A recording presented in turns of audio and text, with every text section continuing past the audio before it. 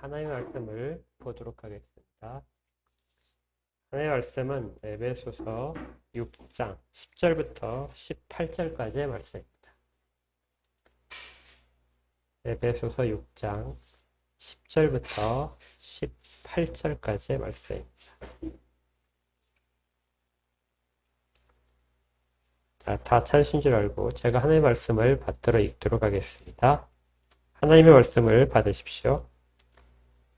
끝으로 너희가 주 안에서와 그 힘의 능력으로 강건하여지고 마귀의 관계를 능히 대적하기 위하여 하나님의 전신 갑주를 입으라.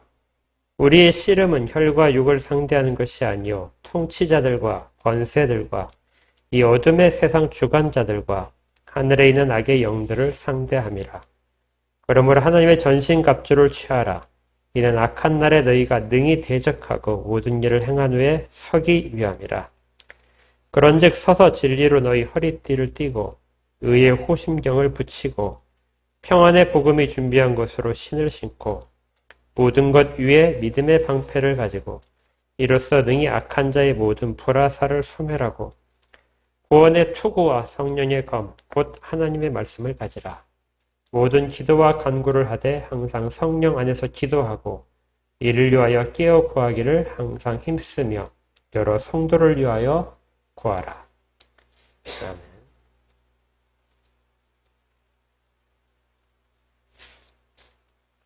아멘. 우리가 지난주부터 영적 전쟁에 관한 부분들을 살펴보고 있습니다. 사실 영적 전쟁이라는 그 단어는 성경에는 등장하지 않는 단어입니다.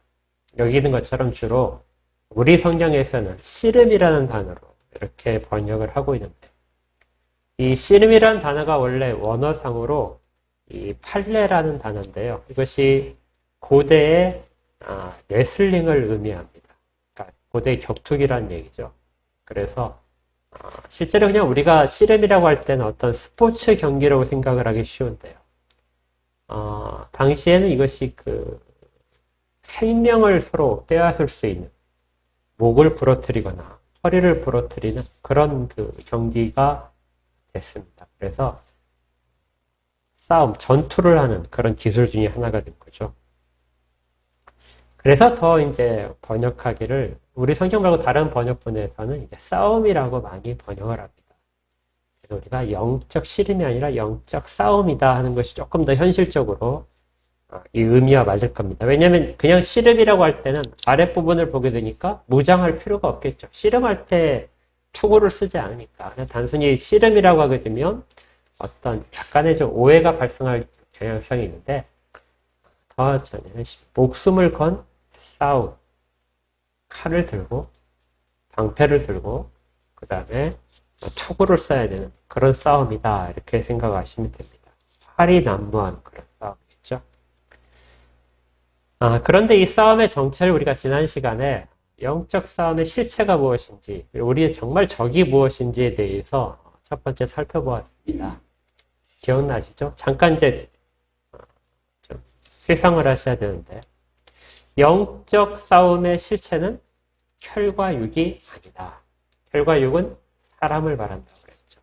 우리는 사람과의 갈등 때문에, 우리가 피해를 주는 이런 것들 때문에 굉장히 피곤해지고 상처를 많이 받는데, 이 영적 싸움의 대상은 그 사람이 아니라 그 사람을 조종하는, 그 사람에 대한 모든 것들을 쥐고 있고 유혹해서 그 사람을 악하게 사용하고 있는 사탄이라고 했습니다. 그래서 그것을 악마의 관계다, 이렇게 표현을 하고 있었죠.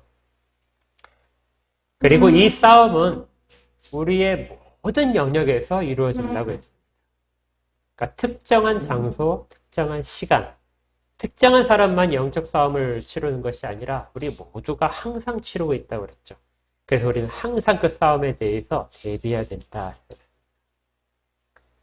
이제 원래 순서대로 따지면 이제 영적 싸움에서 그럼 우리가 가지고 있는 무기가 무엇인가? 무기를 이제 살펴봐야 되는데요. 그 전에 이 영적 싸움이 실제로 어떻게 일어나고 있는가? 실제로 일어나는 부분들, 그리고 우리가 거기에 어떤 자세를 가지고 대처해야 되는가 하는 그 원칙적인 부분을 살펴보도록 할 것입니다. 사탄의 힘은 아주 막강합니다. 왜냐하면 사탄이 이 세상에 권세를 쥐고 있기 때문에 그렇죠. 그래서 거기 우리 본문 볼까요? 본문에 12절에 보니까 이 11절에는 마귀의 관계다 이렇게 되어 있는데요. 12절에 보게 되니까 우리의 싸움의 대상이 통치자들과 권세들과 이 어둠의 세상 주관자들과 하늘에 있는 악한 영들을 상대한다 이렇게 되어 있습니다. 굉장히 아주 많은 단어들을 집어넣는데 거기에는 통치자들은 이 세상의 왕들이란 것처럼 해석되기 쉬운데 그렇지 않습니다. 이건 사탄의 종으로서 부림을 받는 악한 영들을 말합니다. 그러니까 이 악한 영들은 이 세상에서 통치하는 권세를 가지고 이 세상의 일들을 주관하고 그래서 그들이 주관하기 때문에 이 세상은 어두운 세상이다. 이렇게 성경에서 평가하는 것이죠. 그리고 이 땅에서만 뿐만이 아니라 공중에서도 이들의 권세가 있다. 그래서 사탄의 부하들, 이 부하들과도 우리가 싸우고 있다. 이게 상대라는 것이죠. 그러니까 결과적으로 이걸 우리가 다 통틀어서 사탄과의 싸움이다. 이렇게 말을 합니다. 사탄의 권세는 지금도 온 세상에 미치고 있습니다. 그렇다고 모든 것들을 다 통제할 수 있는 건 아닙니다. 여전히 이 세상은 하나님이 지으신 바고 하나님의 통치 아래 있기 때문에 사탄은 그 가운데 일부분을 자기의 권세 아래 두고 있을 뿐이죠. 그 통치권은 제한적입니다. 사탄이 통치하는 그 영역은 주로 믿지 않는 사람들의 영역에 해당합니다. 믿지 않는 사람들은 사탄의 권세 아래에 있거든요. 그런데 더 놀라운 것은 그런 사람일수록 사탄에 대해서 전혀 의식하지 못한다는 것이죠. 자기들이 사탄의 통치를 받고 있고 자기들이 사탄의 권세 아래에서 주장되고 있다는 사실을 전혀 모릅니다. 사탄은 늘 그렇게 교묘하게 자신을 앞에 세우지 않죠. 이것이 사탄이 모든 것들을 주장하는 방식입니다. 우리 에베소서 2장을 말씀을 상고할 때 그때 이 부분들을 했었죠. 2장 1절을 보시면 2장 2절을 보시겠습니다. 2장 2절에 그때 너희는 그 가운데서 행하여 세상 풍조를 따르고 공중의 권세 잡은 자를 따랐으니 세상 풍조를 통해서 사탄은 자기를 따르도록 그렇게 조장을 해줬습니다. 결국 세상 풍조를 따르고 또 밑에 보게 되면 3절에 육체의 욕심을 따르도록 육체의 욕심을 따르는 것 자체가 사탄의 권세 아래 들어가는 방식입니다. 그러니까 사람들은 자기가 사탄 아래 있다는 것, 사탄의 통치를 따라서 행동하고 있다는 것을 전혀 의식하지 못한 채 그 일들을 하고 있는 것입니다. 그래서 사탄은 이 믿지 않은 사람들에 대해서는 크게 신경 쓰지 않습니다. 왜냐하면 가만 내버려 두더라도 그들이 하려는 가장 선한 것들도 사탄이 원하는 바대로 이루어지기 때문에 그렇죠. 크게 관리하지 않아도 잘 돌아가는 것. 사탄이 볼 때는 흐뭇할 겁니다. 그런데 사탄이 신경 쓰는 부분이 있죠. 그게 뭐냐면 그런 가운데 있는 사람들이 하나님의 택하심으로 자꾸 그 영역에서 빠져나가는 것입니다. 자기 권세를 벗어나서 자기 권세로부터 자유롭게 되는 영혼들이 발생하는 것이죠. 예수 그리스도의 피의 능력을 입은 자들, 그들에게는 사탄이 자기의 권세를 행할 수가 없게 되는 것입니다. 사탄은 이것을 견딜 수가 없죠. 그래서 사탄이 집요하게 그러한 사람들을 몰고 늘어지게 됩니다. 그래서 영적 싸움이 시작되는 거죠.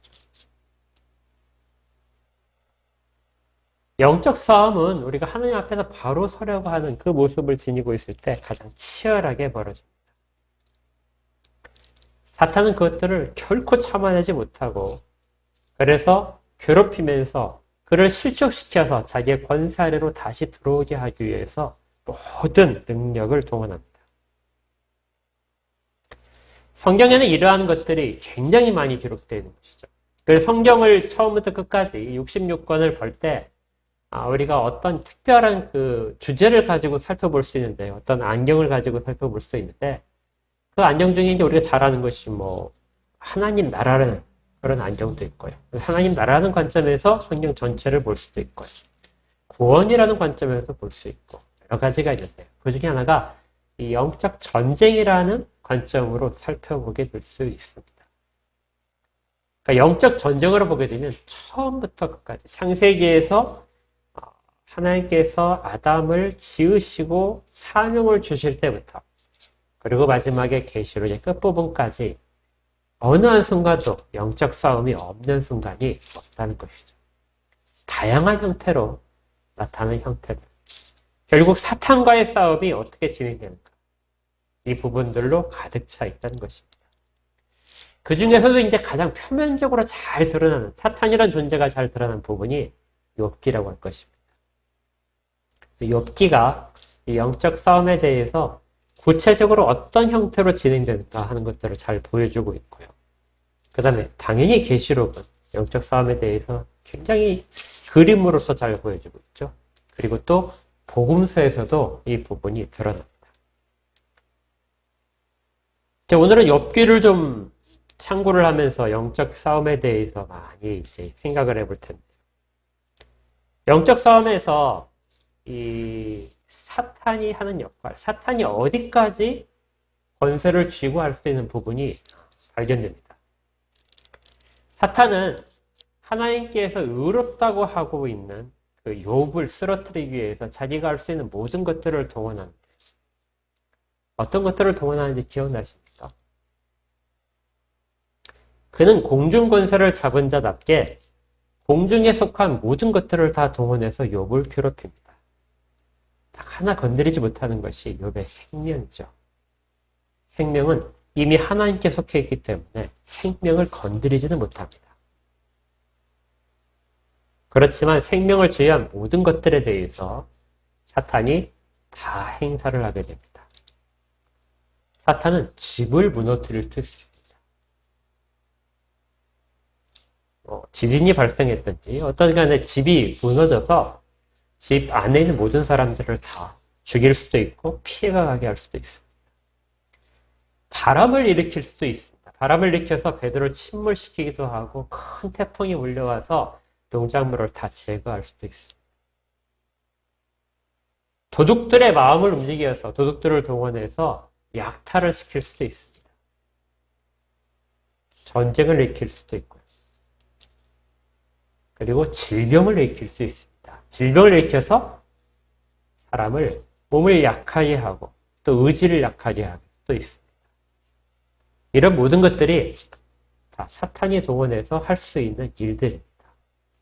그러니 사탄의 위협 속에서, 사탄의 영적인 그 싸움 속에서 우리에게 싸움을 걸어오는 사탄에게 우리가 피할 수 있는 길이라는 건 사실은 없습니다. 모든 것들이 다 그 영적 전쟁에 동원될 수 있기 때문이죠. 그런데 욥기는 이러한 것들은 사실 별 문제라고 이야기하지 않습니다. 욥기가 가장 말하고 있는 것은 사탄과의 싸움에서 사탄이 정말 즐겨 사용하고 사람을 낙심시키는 것은 사람을 통한 말들입니다. 그렇죠. 욥기의 거의 절반 정도는 친구들과의 대화입니다. 그것이 욥을 얼마나 실망시키고 낙심시키는가 하는 부분들이 나오는데 사탄이 이 부분을 가장 즐겨 사용합니다. 먼저 욥의 아내가 있었는데 욥의 아내가 어떻게 말하죠? 그 모든 사탄의 공중 권세를 사용한 그 어려움에도 환란에도 불구하고 욥이 하나님에 대해서 계속 굳건하게 신앙을 지키자 그 아내가 그럽니다. 하나님을 욕하고 죽어라. 그게 너의 해결책이다. 그게 네가 그런 것들을 다 벗어나는 방법이다.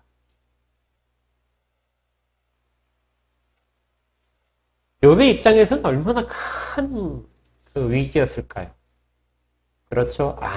자기의 아내가 평생을 그렇게 욥에게 협조적이고 그렇게 자식들도 다 그렇게 하나님 안에서 같이 양육을 했는데 그 아내마저 평생의 동역자인 아내마저 하나님을 욕하고 차라리 죽어라. 그게 방법이다. 이게 사탄이 가장 원하는 거 아닐까요? 실제로 사탄은 눈에 보이는 것처럼 그렇게 모든 것들을 동원해서 욥에 있는 것들을 없애면서 욥을 시험했지만 욥이 넘어지지 않자. 그 싸움 가운데 이제 사람들의 입, 아내의 입을 통해서 그렇게 충고를 하는 겁니다. 욥은 거기에 넘어가지 않죠. 사탄이 정말 원하는 것은 그렇게 많은 환난과 그런 말들을 통해서 욥을 절망시키는 것입니다. 어떻게 하나님이 내게 이럴 수 있습니까? 나와의 지금까지 관계를 보게 되면 하나님과 나의 관계가 얼마나 돈독했습니까? 내가 하나님 앞에 잘못한 것이 무엇이 있었습니까? 그런데 왜 내게 이러십니까? 결국 내가 하나님을 의지하지 않고 내 힘대로 살아가도록 그렇게 해야 됩니까? 나는 이제 그렇게 살겠습니다 하는 그런 고백이 나오도록 하나님을 원망해서 하나님을 떠나는 고백이 나오도록 그렇게 욥을 충동질 내서 이끌어가고 있는 것이죠. 그런데 아내의 그런 말에도 욥은 쓰러지지 않았습니다. 정말 대단한 사람이죠. 그런데 그러자 친구들이 찾아오게 됩니다. 우리 욥기를 한번 잠깐 보겠습니다. 욥기는 구약성경 762쪽 욥기 2장부터 볼 텐데요.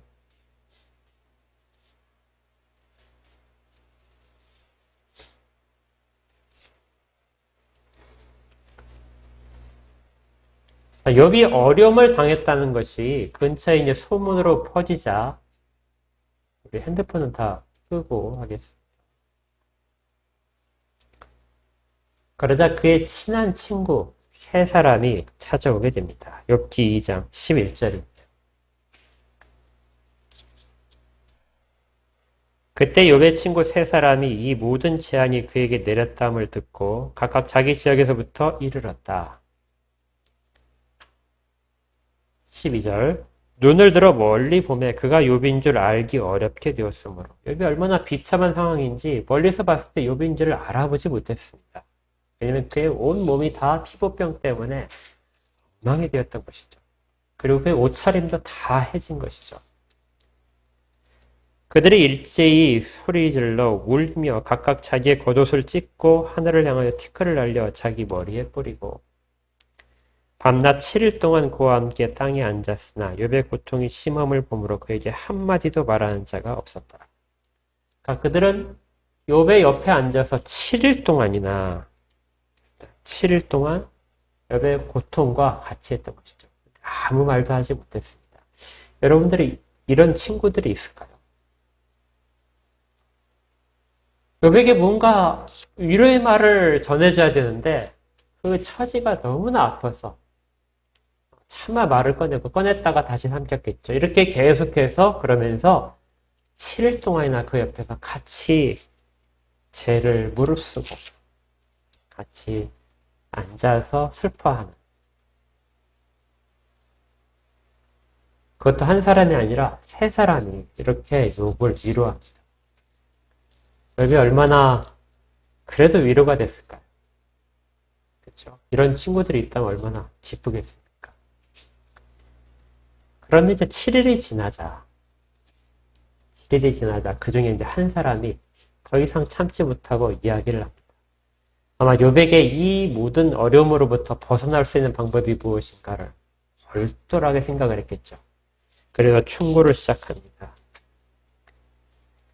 4장인데요. 4장 1절에 대만 사람 엘리바스가 대답하여 이르되 욥이 그가 이제 푸념하는 말들을 듣고 나서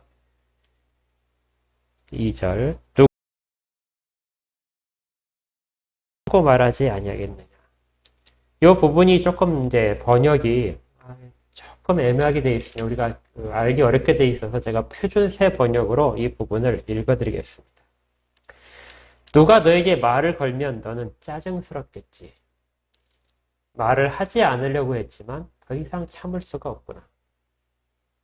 생각해 보아라. 너는 전에 많은 사람을 가르치기도 했고 힘없는 자들의 두 팔을 굳세게 붙들어 주기도 했다.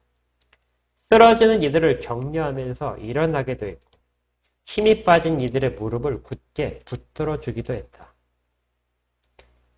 이제 이 일을 정작 네가 당하니까 너는 짜증스러워하고 이 일이 정작 너에게 닥치니까 낙담하는구나. 하나님을 경외하는 것이 너의 믿음이었고 온전한 길을 걷는 것이 너의 희망이 아니었느냐. 잘 생각해 보아라. 죄 없는 사람이 망한 일이 있었느냐. 정직한 사람이 멸망한 일이 있었느냐. 내가 본 대로는 악을 갈아 재난을 뿌리는 자는 그대로 거두더라. 이 말은 그가 해결책으로 발견한 것이 욥이 네가 지금까지 정말 다른 사람들을 잘 권면하고 잘 세우고 도와줬는데 그런 것들이 과연 너의 정직한 의였는지를 의심스럽다는 거죠. 정작 네가 이 일이 딱 되고 나니까 너는 스스로의 일을 감당하지 못하는 거야. 짜증을 내는 거야. 다른 사람의 말을 들으려고 하지 않는 거야. 이건 네가 정직하지 않다는 것이다. 네가 의롭다는 것이 아니다. 이 일이 어떻게 그냥 이루어졌겠느냐? 너에게 허물이 없다면 어떻게 이 일이 발생했겠느냐? 네가 그렇게 불의했던 부분을 이제 토해내고 회개하라는 것이죠. 그러면 이 환난을 벗어날 것이다. 그런데요, 여기서 엘리바스가 여기에 머물지 않고 한 가지를 더 이야기합니다. 이게 더 사실 괴로운 건데요. 12절을 한번 보십시오. 4장 12절. 우리 성경을 한번 볼까요? 어떤 말씀이 내게 가만히 이르고 그 가느다란 소리가 내 귀에 들렸었다. 사람이 깊이 잠들 즈음 내가 그 밤에 본 환상으로 말미암아 생각이 번거로웠다. 그러니까 이 엘리바스가 한밤중에 환상을 봤다는 것입니다. 그걸 지금부터 욥에게 이야기하는 거예요. 내가 한밤중에 환상을 봤는데 어떤 소리가 들렸다. 그리고 그 소리가 나를 떠나지 않고 계속 나를 두렵게 만들었다. 내 뼈가 흔들렸다. 16절에 그 영이 서 있는데 나는 그 형상을 알아보지는 못하였고 오직 한 형상이 내 눈앞에 있었습니다. 그때 내가 조용한 중에 한 목소리를 들으니 사람이 어찌 하나님보다 의롭겠느냐? 사람이 어찌 그 창조하신 이보다 깨끗하겠느냐? 하나님은 그의 종이라도 그대로 믿지 아니하시며 그의 천사라도 미련하다 하시나니 하물며 흙집에 살며 티끌로 터를 삼고 하루살이 앞에서라도 무너질 자이겠느냐? 아침과 저녁 사이에 부스러져 가루가 되며 영원히 사라지되 기억하는 자가 없으리로다. 장막줄이 그에게서 뽑히지 아니하겠느냐? 그들은 지혜가 없이 죽느니라.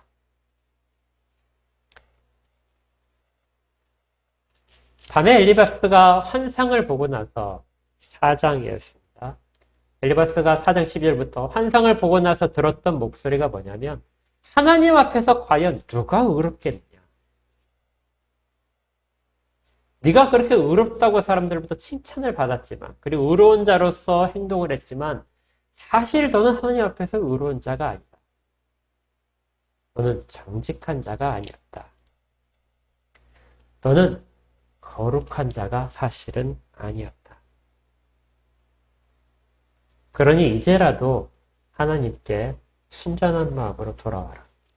이 엘리바스의 충고는 매우 적절한 것처럼 들리기도 합니다. 그의 말들은 성경에서 볼 때 정말 타당한 것이죠.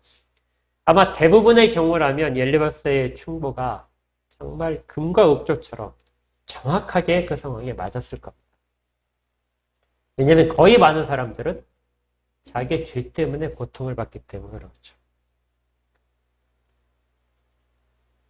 사실 이 욥에 대한 이야기를 보면서 특별한 경우에 해당한다는 것을 기억해야 됩니다. 그 시작 자체가. 우리가 당하는 대부분의 시험과 환난은 우리의 잘못된 선택 때문에 발생한 결과들이 많습니다. 그래서 그렇게 잘못된 선택과 우리가 범한 죄 때문에 그 결과인 죄책을 가지고 힘들어하는 사람들에게 엘리바스가 이렇게 이야기를 했다면 정말 타당한 것이죠. 그런데 어떤 환난이나 시험들, 고통들은 아무런 원인 없이, 우리에게 원인이 없이 찾아오기도 한다는 것이죠. 사탄이 교묘하게 이 부분을 사용을 합니다.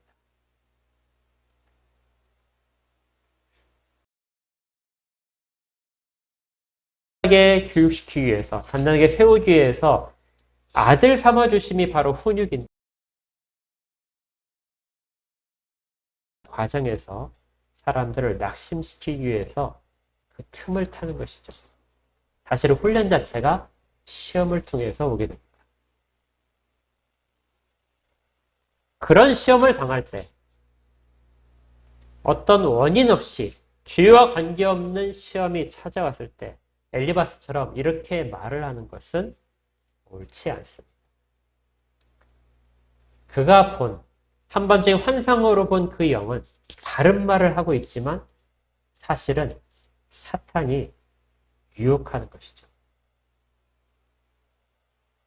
경우에 맞지 않는, 옳은 것 같지만 실제는 옳지 않은, 사탄은 그것마저도 광명의 천사로 위정을 해서 그렇게 영적인 경험들도 하게 만듭니다. 그러니까 사탄이 하지 못하는 일이 뭐가 있을까요? 자연적인 것들도 다 동원해서 사람을 괴롭힐 수 있고요.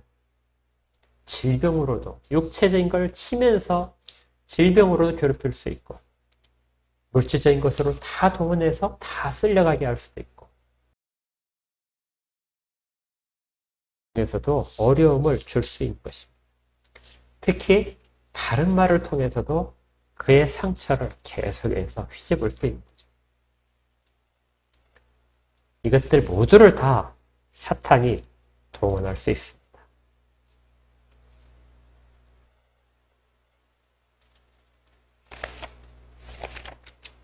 그래서 욥이 이렇게까지 말을 합니다. 6장에 나와 있는데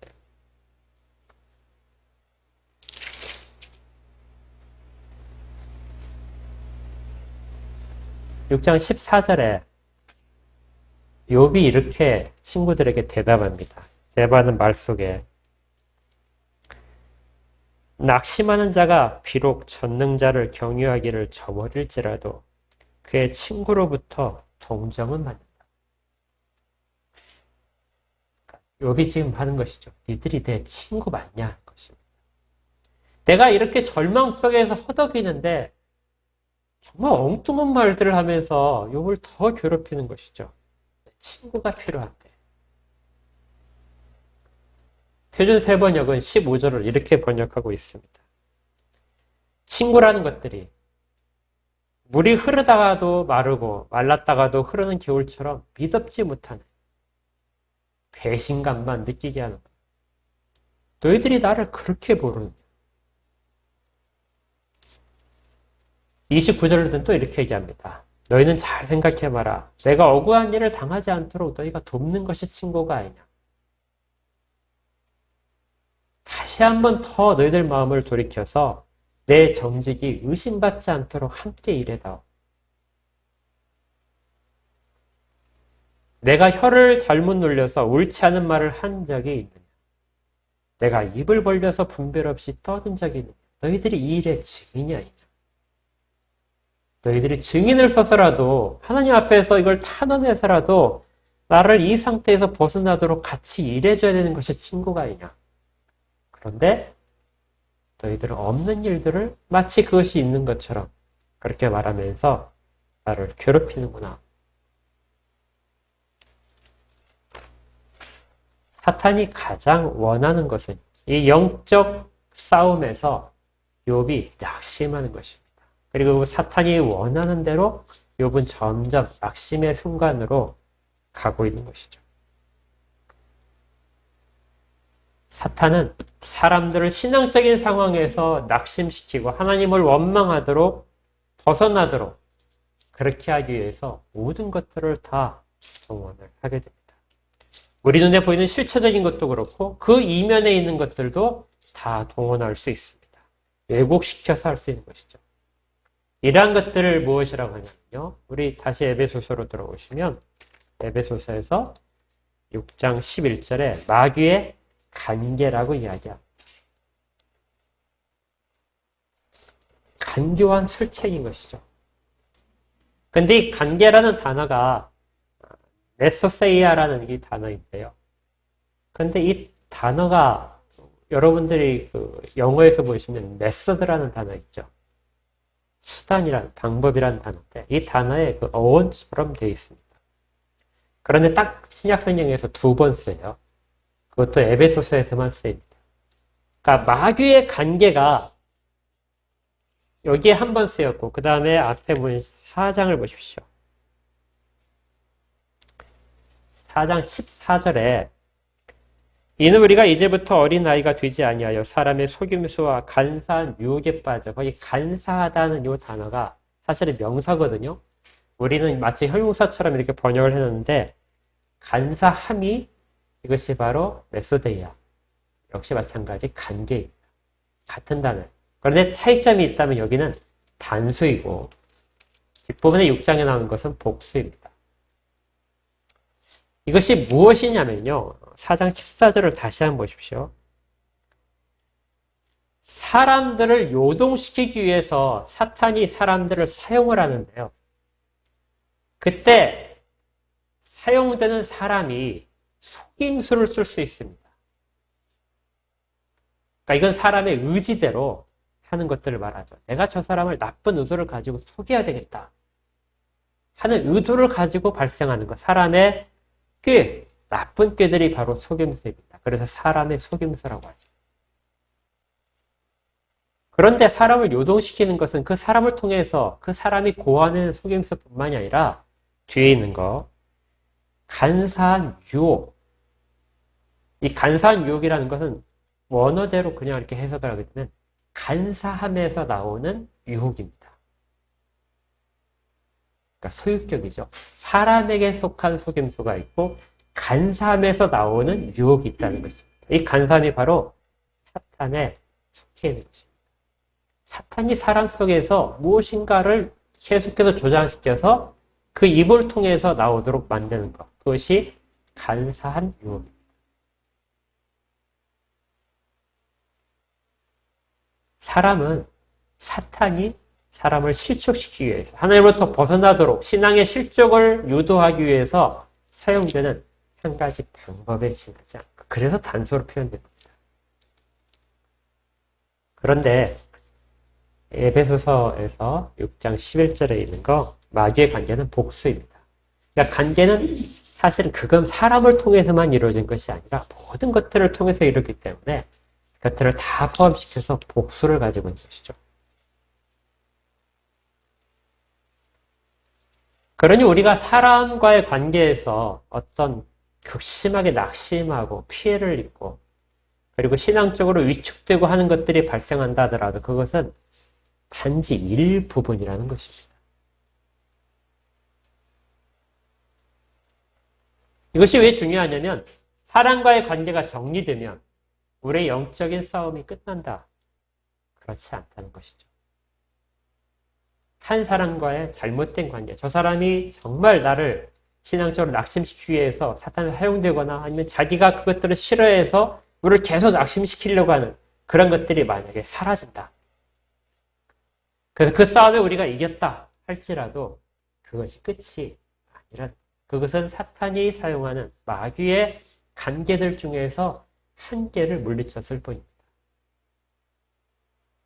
다른 사람을 통해서, 다른 방법들을 통해서 계속해서 우리 가운데 싸움들은 벌어지고 있는 것이죠. 그래서 영적 싸움이라는 것은 한 번도 쉴 수가 없습니다. 만약에 우리가 한 번 싸움에 이겼다 이렇게 생각할 때 그래 내가 이제 좀 쉬어야 되겠다 하는 순간이 바로 가장 약해진 무장이 해제된 상황입니다. 여러분들이 보실 때 성경에서 일하는 사람들 얼마든지 있었잖아요. 다윗 같은 경우에도 그가 얼마나 믿음이 좋았었습니까? 그래서 마지막 정복전쟁, 그 전투만 끝나면 마지막에 모든 정복전쟁이 끝나는 그 전투에 다윗이 나가지 않았잖아요. 그리고 왕궁에서 쉬고 있었습니다. 그때 그는 밧세바를 범하는 큰 죄를 저지르게 되죠. 모든 것들이 다 자리 잡아서 이제 완전히 됐다 싶을 때 다윗은 인구조사를 시작하려고 했습니다. 다 됐다 싶을 때 인구조사. 그것이 바로 사탄이 원하는 것이죠. 하나님을 의지하지 않고 네가 가진 것들을 의지하도록 만든. 그래서 또다시 많은 사람들이 그 결과 피해를 당하게 됩니다. 이젠 됐구나 하는 순간이 사탄이 원하는 순간이죠. 그래, 내가 원하는 때는 바로 이때야 하고 그 틈을 타게 됩니다. 이렇게 볼 때 우리가 영적 전쟁을 치르는 과정에서 사탄만을 원망할 수 있는 그런 경향성이 있습니다. 왜요? 모든 것들이 사탄으로부터 오니까.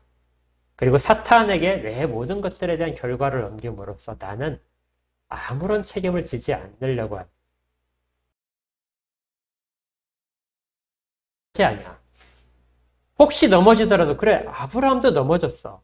아브라함도 거짓말했잖아. 위기 가운데 오니까. 다윗 봐봐. 다윗 넘어졌잖아. 내가 넘어질 수 있는 건 당연한 거지.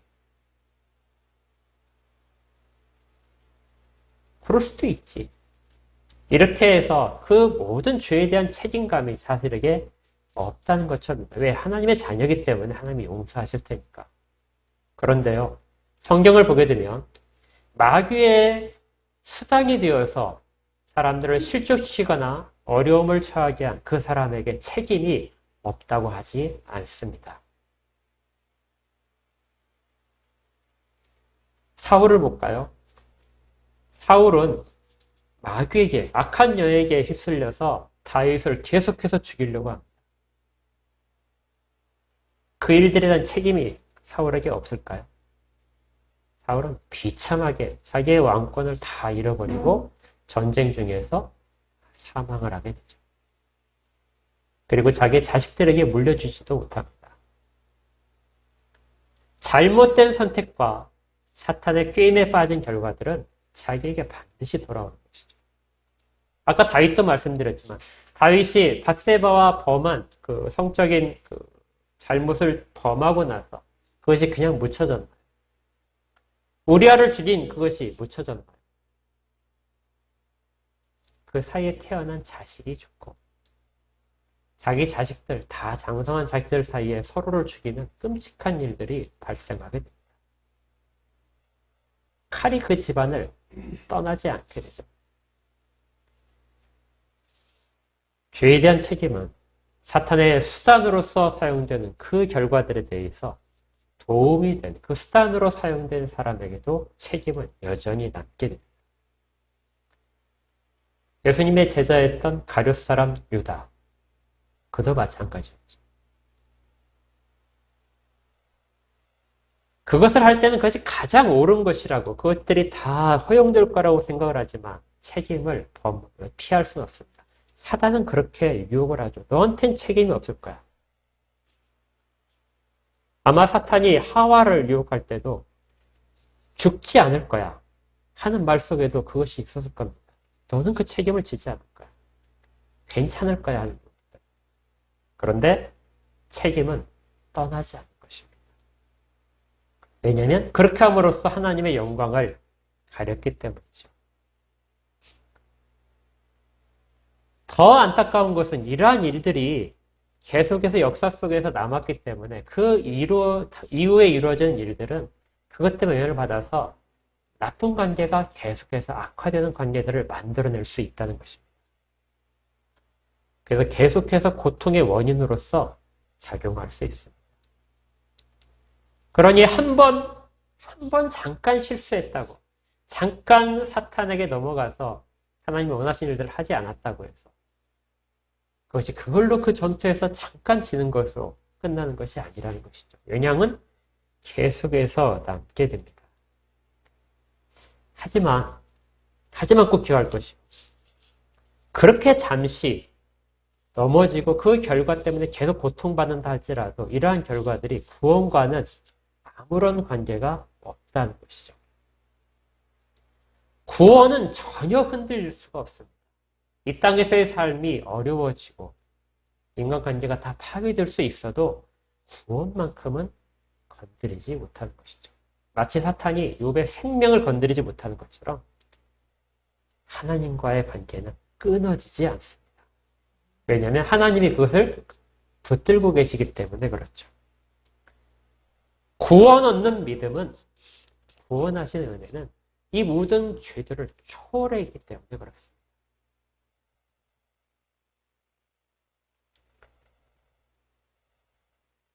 그래서 우리는 이 땅 가운데 이런 이중성 가운데 고통받고 있게 됩니다. 한때 방탕한 생활로 건강을 잃었다면 그 건강이 회복되지 않고 계속 약한 부분으로 남게 됩니다. 어떤 자기의 잘못된 선택으로 장애가 발생했다면 그 장애를 잊고 살아야 됩니다. 경제적으로 어려움이 발생했습니다. 그러면 그 경제적 어려움이 쉽게 풀어지지 않고 계속 고통 속에서 가는 것이죠.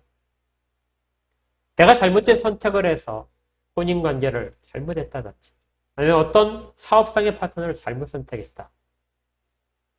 하나님이 정말 원하시지 않는데 그러한 일들을 했다면 그 일의 결과들이 나를 계속해서 괴롭힐 것입니다. 이것이 계속 이어지는 삶과 그래도 내가 하나님한테 선택받아서 구원만큼은 그대로 남아있다는 것, 거기에 대한 소망이 이 성도들이 이 땅을 살아가는 삶 속에서 계속 동행하고 있는 것입니다. 그렇다면 가장 이 삶을, 이 이중적인, 갈등적인 그런 이 땅에서 삶을 가장 행복하게 사는 방법이 무엇일까요? 그것은 사단과 싸움에서 늘 이기는 것입니다. 그러면 우리 가운데 힘들지 않고 이것이 우리 이 땅 가운데서의 가장 행복한 삶으로서 신앙 가운데 갈등이 없이 그렇게 갈 수 있다는 것이죠. 그러기 위해서 우리는 먼저 낙심하지 말아야 됩니다. 그리고 늘 주 안에 있다는 것을 기억해야 됩니다.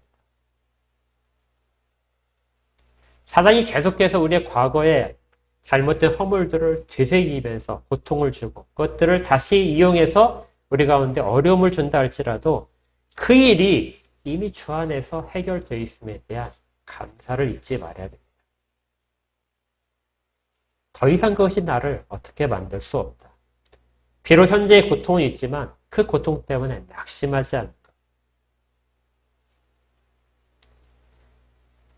사탄이 계속해서 우리 가운데 너는 용서받지 못했어. 너의 허물이 아직까지 남아있어. 하고 우리를 그렇게 괴롭힌다 할지라도 우리는 나는 주 안에 있어. 주가 나를 붙들고 계셔. 사단이 나를 낙심케 하는 모든 것들을 예수 안에서 물리쳐야 됩니다.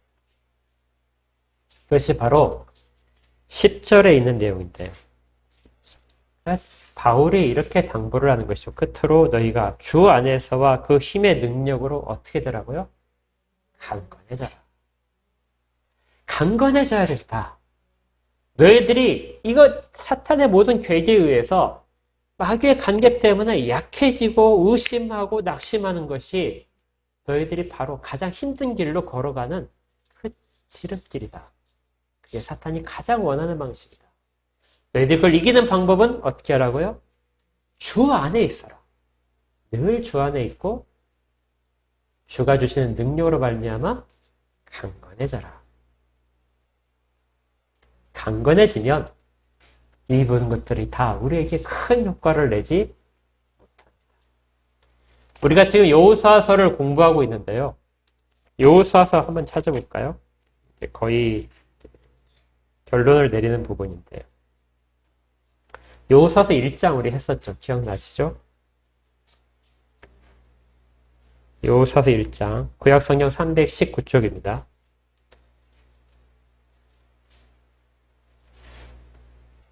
자, 모세가 죽은 후에 여호와의 종으로 선택받은 여호수아에게 하나님이 나타나셔서 이렇게 말씀하시는 부분입니다.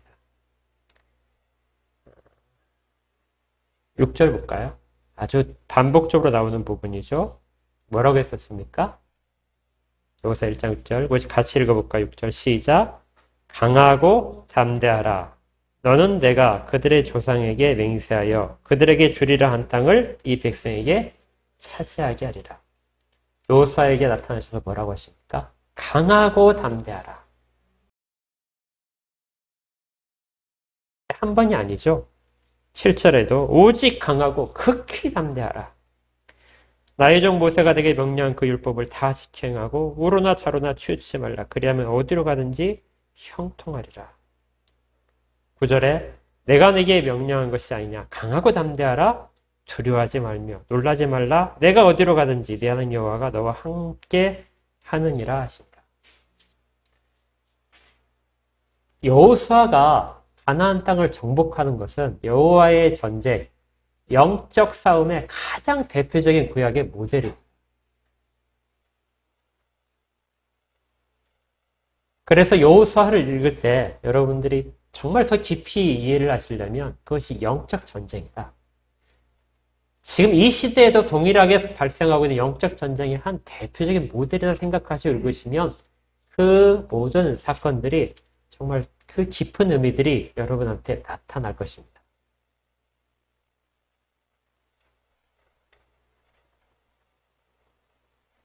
그 전쟁을 치르러 앞장서고 있는 여호수아에게 하나님이 하시는 말씀. 그거거든요. 강하고 담대하라. 내가 너와 함께 있다. 이건 어디에서든지 어떤 시대든 간에 영적 전쟁, 영적 싸움을 치르는 모든 자들에게 모든 순간에 적용되는 원칙입니다. 우리가 그 가운데 흔들리지 않고 이것만 가지면 승리하는 것. 에베소서에서 바울은 이것을 주 안에 있으라. 주가 주시는 능력으로 강건해져라. 주 안에 있다는 말은 하나님이 너와 계신다. 우리 주 예수 그리스도가 너를 붙들고 계신다. 너를 지금 그 안에 다 품고 계신다. 그래서 우리 다음 주에 살펴보겠지만 그 밑에 12절부터 나오는 모든 무장들이 나오죠. 하나님의 전신갑주를 입어라. 완전히 무장해라. 그런데 그 모든 무장하는 것들이 다 어디에 속하냐면요. 예수 그리스도에 속한 것입니다. 무슨 말이죠? 예수 그리스도를 너에게 더 씌워라. 그러면 어떤 것도 너를 해칠 수 없다. 예수 그리스도로 네가 옷을 입고 있다면, 예수 그리스도 안에 있다면 너는 어떤 영적 싸움에서도 전혀 흔들리지 않고 피해를 당하지 않을 것이다. 너는 결코 무릎을 꿇지 않을 것이며 끝까지 담대하게 서 있을 것이다. 오늘 말씀을 정리해 보겠습니다. 영적 싸움은 우리의 신앙인들에게 특히 더 처참하게 발생합니다. 그것은 사탄이 우리를 결코 좌시하지 않기 때문에 그렇습니다. 어떻게든지 믿는 자의 입을 통하여 하나님을 원망하는 말이 나오고 하나님부터 떠날 수 있도록 하기 위한 그러한 싸움들이 항상 일어나고 있는 것입니다. 이 싸움은 사탄이 동원할 수 있는 모든 것들을 통하여, 통로를 통하여 발생합니다. 물질적인 것도 그렇고, 현상적으로 나타나는 모든 것들, 자연적인 것들도 그렇고, 아무 관계가 없을 것 같은 것도 사실은 영적 싸움에 동원이 되는 것들이죠. 그것들을 통하여 낙심시키고 신앙을 약화시킵니다. 또 사람들을 통하여 한다고 했죠. 가장 가까운 사람들의 말을 통하여. 그리고 정말 나를 이해해 줄 수 있는 사람들을 통하여서도 사탄은 우리를 낙심시키려고 합니다. 그래서 우리가 가져야 될 가장 기본적인 자세는 정말 흔들리지 않고, 그러한 모든 것들이 오더라도 우리가 정말 흔들리지 않아야 될 것. 그 중심을 갖고 있어야 됩니다. 그것이 바로 예수 그리스도 안에 있고 그리스도의 능력으로 우리가 굳건해지는 것입니다. 그러면 모든 것들을 다 물리칠 수 있습니다. 우리가 물리치려고 하지 않아도 우리 가운데 도달하지 못하게 됩니다. 혹시 온다 할지라도 그런 모든 것들은 다 우리가 물리칠 수 있는 힘이 충분히 있는 것이죠. 이 일들이 바로 영적 싸움이 우리 가운데 이미 승리한 싸움이라고 말을 하는 것입니다. 우리 주님이 이미 승리하셨습니다. 성경에 보여된 마태복음 12장에 이런 구절이 있습니다. 사람이 먼저 강한 자를 결박하지 않고야 어떻게 그 강한 자의 집에 들어가 그 세간을 늑탈하겠느냐. 결박한 후에야 그 집을 늑탈하다. 이미 사탄이 바알세불이라고 해서 바알세불을 이제 귀신과 연관시켜서 이야기하는 그런 내용 중에 나오는 건데, 예수님께서 귀신 들린 자를 고치시자 사람들이 저가 귀신들의 왕을 힘입어서 귀신을 쫓아내는구나. 그러니까 저가 귀신들의 왕이다 하고 예수를 모함을 한 장입니다. 그때 예수님께서 이렇게 말씀하셨는데 사람들이 이해를 하지 못했어요. 사람이 먼저 강한 자를 결박하고 나서야 그 강한 자의 집에 들어가 세간을 늑탈하지 않겠느냐. 이 말씀은 이미 예수님께서 사탄과의 전투에서 싸움에서 승리하셨다는 것을 전제로 합니다. 내가 승리를 했어.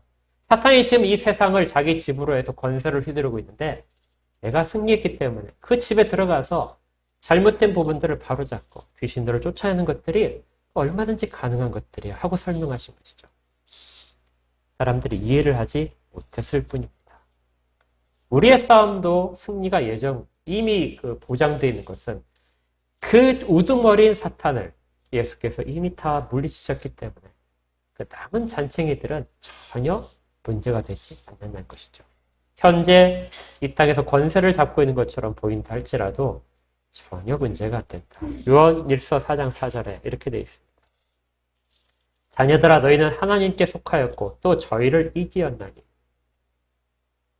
저희가 여기서 세상 가운데는 적그리스도입니다.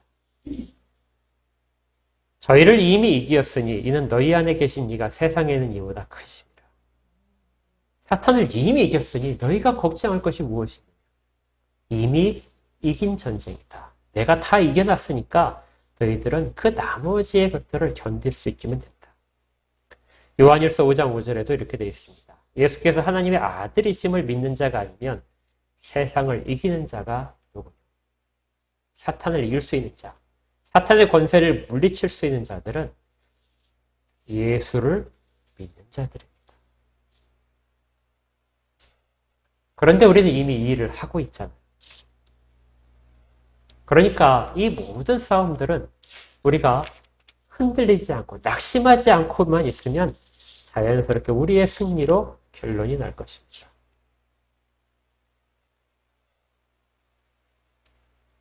우리가 사탄의 관계 때문에, 마귀의 관계 때문에 힘이 들 때, 그때 어떻게 해야 되죠? 예수를 생각하십시오. 내가 예수 가운데 있음을 다시 한번 떠올리십시오. 그리고 이미 예수께서 승리를 통하여 우리를 부어 계심을 기억하십시오. 그러면 우리 가운데 있는 모든 일들이 조금씩 다 해결될 것입니다. 그리고 우리의 흔들리는 것들도 굳건해질 것입니다. 이런 은혜가 우리 모두에게 있기를 주의 이름으로 축복합니다. 함께 기도하겠습니다. 하나님, 감사합니다. 저희들이 이 세상 가운데 겪는 모든 어려움들이 사실은 아주 작은 것에 지나지 않고 저희들을 결코 결정적으로 실족시킬 수 없음을 알게 됩니다. 왜냐하면 하나님께서 우리와 함께 계시고 우리를 주 예수 그리스도 안에 두셨기 때문에 그리고 그 능력으로 우리를 덮고 계시기 때문입니다. 이 사실들을 잘 이해할 수 있게 하시고 그래서 굳건해져서 영적인 싸움들에서 다 승리하도록 그렇게 만들어 주시옵소서. 그리고 그 싸움을 두려워하지 않고 잘 감당해내도록 가장 지혜롭게 감당하도록 하나님 우리를 사용하여 주시옵소서. 믿사옵고 예수 그리스도 이름으로 축복하며 기도합니다. 아멘.